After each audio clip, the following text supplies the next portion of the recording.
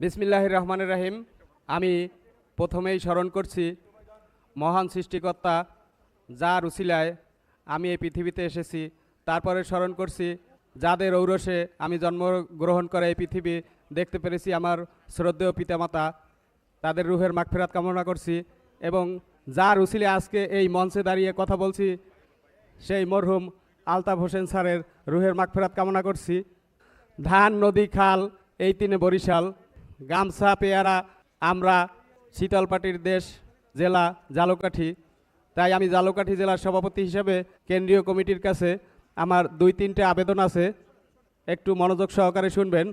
সেটা হলো, জাতীয় সাংবাদিক সংস্থার মাধ্যমে বাংলাদেশ সরকারকে আমি বলবো, বাংলাদেশের প্রতিটি দপ্তরের একটি নীতিমালা আছে, কিন্তু একমাত্র গণমাধ্যমের কোনো নীতিমালা নাই। তাই আমি বাংলাদেশ সরকারকে জাতীয় সাংবাদিক সংস্থার মাধ্যমে এই নীতিমালা বাস্তবায়নের জোর দাবি জানাচ্ছি।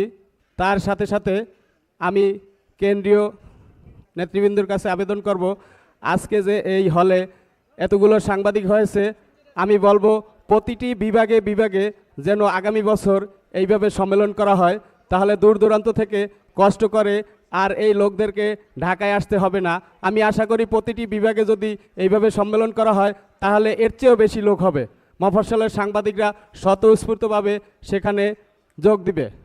এবং আমি বলবো, আমার একটি দুঃখের বিষয়, যে একটি দুঃখ রয়ে গেল, আলতাফ স্যার, জি, আলতাফ স্যার ঝালকাঠি যাওয়ার কথা ছিল, সেই ঝালকাঠি যাইতে পারে নাই। তাই আমি বলবো কেন্দ্রীয় কমিটি যাতে ঝালকাঠি যায়, এই বলে আমার ঝালকাঠি জেলার পক্ষ থেকে সবাইকে শুভেচ্ছা অভিনন্দন জানিয়ে শেষ করছি। আসসালামু আলাইকুম।